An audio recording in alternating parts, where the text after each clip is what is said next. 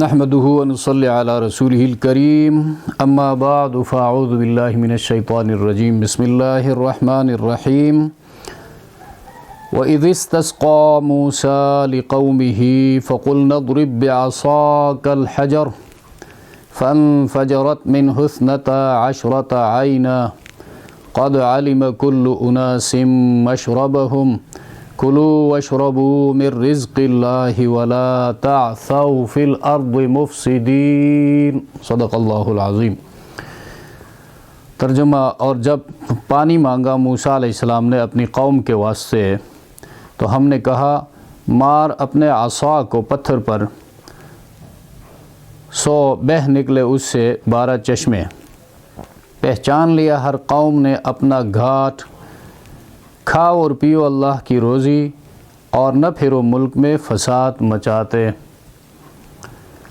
ناظرین، درس قرآن کے حوالے سے سورۃ البقرہ رکوع نمبر 7 آیت نمبر 60 کی آیت مد نظر ہے۔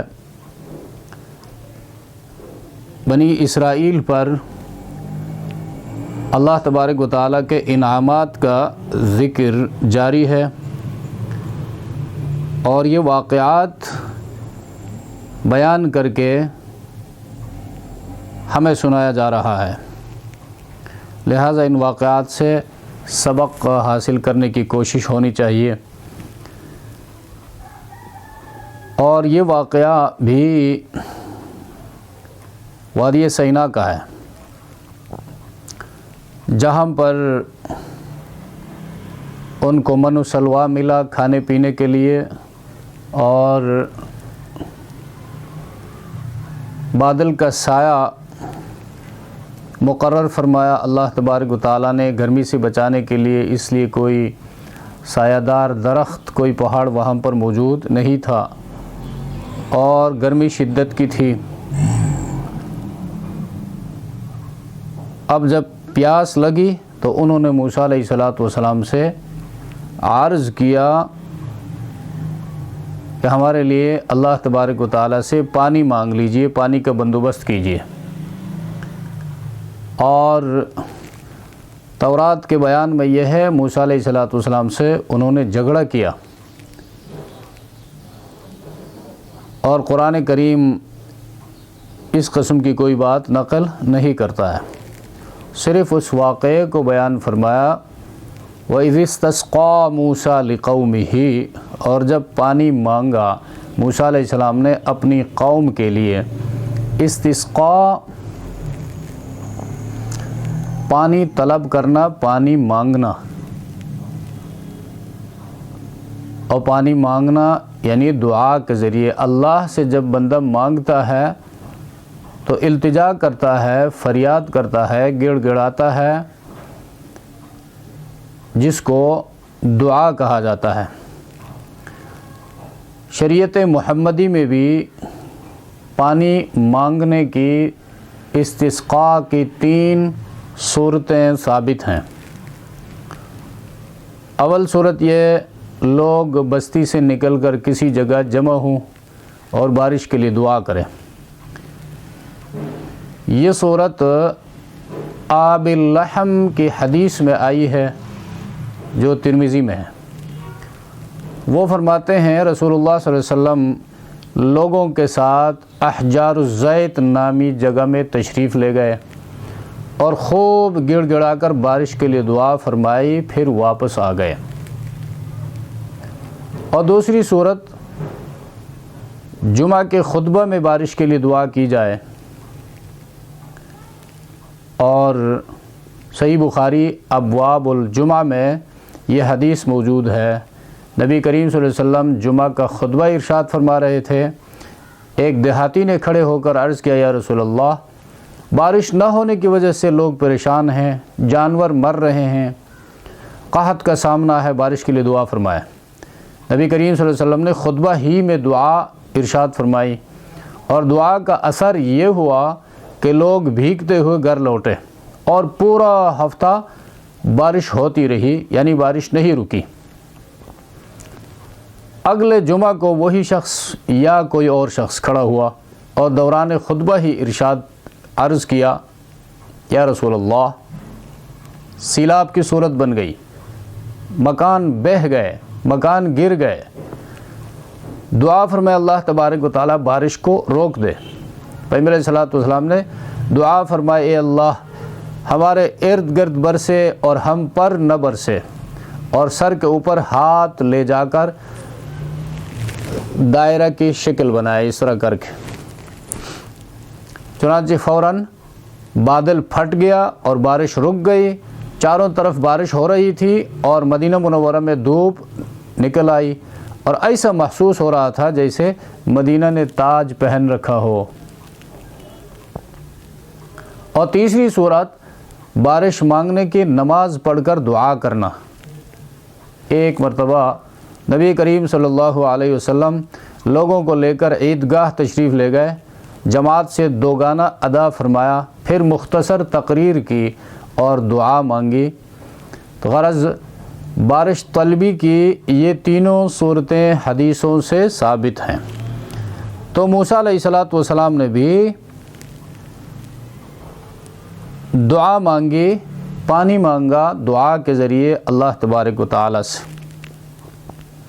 تو انبیاء کی سنت یہ رہی ہے مشکل حالات میں اللہ کی طرف رجوع کیا جائے۔ یہاں پر بھی جب قوم مشکل میں پڑ گئی اور قوم نے پیغمبر سے شکایت کی تو موسیٰ علیہ السلام اللہ کی طرف متوجہ ہو گئے۔ پانی مانگا موسیٰ علیہ السلام نے اپنی قوم کے لیے، فَقُلْنَا دعا کی قبولیت کی صورت، فَقُلْنَا تو ہم نے حکم دیا موسیٰ علیہ السلام کو، اضرب بعصاک الحجر مار اپنے عصا کو، اپنی لاٹھی کو پتھر پر۔ اب الحجر یا کوئی خاص پتھر تھا یا کوئی بھی پتھر، دونوں تفسیریں موجود ہیں، اور یہ موسیٰ علیہ السلام کا معجزہ تھا۔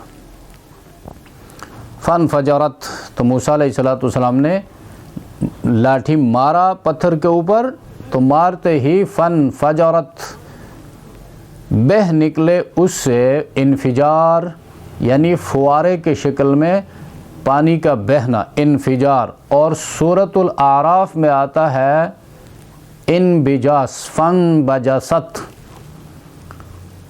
تو مفسرین فرماتے ہیں انفجار کی صورت اس وقت تھی جب ضرورت زیادہ تھی، اور انبجاس کی صورت اس وقت تھی جب ضرورت کم تھی یا نہ ہونے کے برابر۔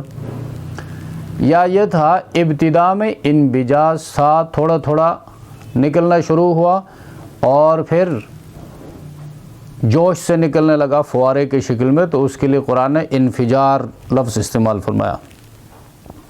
تو فانفجرت بہہ نکلے اس سے 12 عین 12 چشمے۔ اب بنی اسرائیل 12 اسباط تھے، 12 قبیلے تھے۔ اسباط سبط کو کہتے ہیں، اور بنی اسرائیل حضرت یعقوب علیہ السلام کے 12 بیٹوں کی اولاد ہیں۔ ہر بیٹے کی اولاد سبط کہلاتی ہے اور جمع اس کی اسباط ہے۔ بنی اسرائیل کے لیے اسباط لفظ استعمال ہوتا ہے، پہلے پارے کی آخری رکوع میں آئے گا۔ اور بنی اسماعیل کی اولاد، بنی اسماعیل میں قبائل کا جو تصور ہے وہ بنی اسماعیل میں ہے، اور اسباط کا جو تصور ہے وہ بنی اسرائیل کے ساتھ خاص ہے۔ تو یہ 12 اسباط تھے، 12 قبائل تھے، تو 12 چشمے پھوٹ نکلے۔ سیاح کہتے ہیں کہ وہ پتھر آج کل بھی وادی سینا میں موجود ہے، اور اس کے دونوں طرف وہ سوراخ آج کل بھی ہیں، لیکن اس کی کوئی سند نہیں ہے۔ قد علم کل اناس مشربہم، قد علم پہچان لیا ہر قوم نے، کل اناس ہر قوم نے، ہر جماعت نے، مشربہم اپنے پانی پینے کی گھاٹ، کھلو وشربو من رزق اللہ، اور ان سے کہا گیا کھاؤ اور پیو من رزق اللہ، اللہ کی روزی میں سے، یہ رزق دینے والا اللہ ہے، اور اللہ کا کھا کر، اللہ کا پی کر اللہ کی نافرمانی مت کرو۔ من رزق اللہ، نعمت کا شکر یہ ہے کہ اس کو اللہ کی طرف سے جانا جائے، یہ عقیدہ رکھا جائے کہ یہ دینے والا اللہ ہے۔ پانی ہے، دانہ ہے، سانس ہے، مال ہے، دولت ہے، اولاد ہے، سب رزق اللہ میں داخل ہیں۔ تو اللہ کی دی ہوئی رزق کو اس مقام پر استعمال کیا جائے جس مقام پر استعمال کرنے کا اللہ نے حکم دیا ہے، اور اللہ کے خلاف اللہ کی دی ہوئی نعمت کو استعمال نہ کیا جائے۔ دماغ اللہ کا دیا ہوا، آنکھیں اللہ کی دی ہوئی، کان اللہ کے دیے ہوئے، قوت سماعت، قوت بصارت، قوت بصیرت اور قوت گویائی، یہ سب اللہ کی بڑی بڑی نعمتیں ہیں، رزق اللہ میں داخل ہیں، لہٰذا ان کو اللہ کے خلاف استعمال مت کرو۔ دماغ کو غلط سوچنے پہ مت لگاؤ، آنکھوں کو غلط دیکھنے پہ مت لگاؤ، اور زبان سے غلط باتیں مت کرو، اور کانوں سے دین کے خلاف، رسول کے خلاف، قرآن کے خلاف مت سنو، اس لیے کہ اللہ کی نعمتیں ہیں، ان نعمتوں کا حق یہ ہے کہ منعم نعمت دینے والے کی مزاج کے مطابق ان کو استعمال کیا جائے۔ وَلَا تَعْثَوْا فِي الْأَرْضِ مُفْسِدِينَ، اور نہ پھرو ملک میں، وَلَا تَعْثَوْا فِي الْأَرْضِ، نہ پھرو ملک میں، مفسدین، فساد مچاتے ہوئے، اس لیے کہ یہاں پر اس سے پہلے بھی ذکر ہوا ہے، من و سلوہ مہیا کیا گیا اور بادل کا سایہ ان کے اوپر ہوا، پانی پینے کو ملا، تو یہ کھا پی کر بندہ شکم سیر ہو کر پھر شرارت سوجتی ہے، اس لیے ان کو منع کیا گیا کہ شکم سیر ہو کر پیغمبر کے خلاف مت نکلو، سرکشی مت کرو، فساد مت مچاؤ، بلکہ اللہ کے دین پر عمل کرو۔ تو یہاں پر اس معجزے کا ذکر ہے، موسیٰ علیہ السلام نے لاٹھی مارا اور 12 چشمے بہہ گئے۔ تو یہ معجزہ اس فعل کو کہتے ہیں جو اللہ کا ہوتا ہے، نبی کے ہاتھ میں ظاہر ہوتا ہے، چونکہ یہ اللہ کا فعل تھا، اور اللہ علی کل شیء قدیر، تو اس کے اوپر اعتراض نہیں ہونا چاہیے۔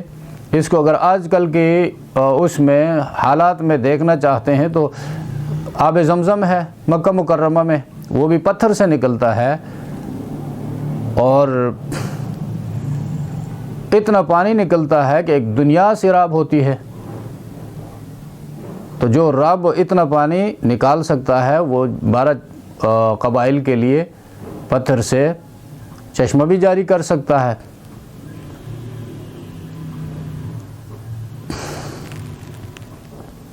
تو معجزہ اللہ کا فعل ہوتا ہے اور نبی کے ہاتھ میں ظاہر ہوتا ہے، تو اس پر اعتراض کی کوئی گنجائش نہیں ہے۔ تو یہاں پر پانی کے لیے دعا جو ہے، استسقاء میں دعا اصل ہے، تو نماز کی صورت میں یہ ایک مسنون عمل ہے، اور حضور علیہ السلام نے خطبہ کی حالت میں بھی دعا مانگی ہے۔ اور اس معجزے کے اندر پانی کا پتھر سے نکلنا الگ معجزہ، اور 12 چشموں کا الگ الگ بہنا یہ معجزہ، لاٹھی کے ضرب سے نکلنا یہ بھی مستقل معجزہ، بقدر ضرورت نکلنا یہ بھی معجزہ۔ تو اس میں بہت ساری نشانیاں ہیں، اور اس قسم کے معجزات محمد رسول اللہ صلی اللہ علیہ وسلم کے ہاتھ میں بھی ظاہر ہوئے ہیں۔ ضرورت پڑی تو نبی علیہ السلام کے سامنے تھوڑا سا پانی لایا گیا، اور نبی علیہ السلام نے اس پانی کے اندر ہاتھ پھیلا کر اٹھایا، تو پیغمبر علیہ الصلوۃ والسلام کی انگلیوں سے فوارے پھوٹ رہے تھے اور پورا قافلہ سیراب ہو گیا، چونکہ یہ اللہ کا فعل ہوتا ہے اور اللہ فعال لما یرید، جو چاہتا ہے کرتا ہے، اس کی راہ میں کوئی رکاوٹ نہیں بن سکتا، کوئی رکاوٹ نہیں ڈال سکتا۔ واللہ غالب علی امرہ، اللہ اپنے فیصلوں پر غالب ہے۔ سبحان ربک رب العزت عما یصفون وسلام علی المرسلین۔